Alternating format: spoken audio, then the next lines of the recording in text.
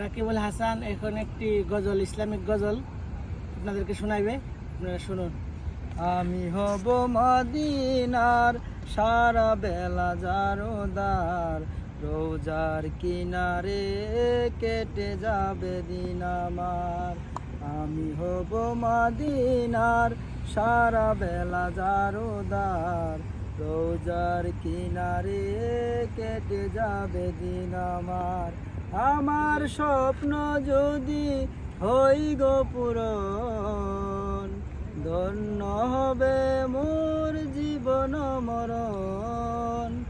আমার স্বপ্ন যদি হই গো পূরণ, ধন্য হবে মোর জীবন মরণ। আমি হব মদিনার সারা বেলা জারোদার, রোজার কিনারে কেটে যাবে দিন আমার।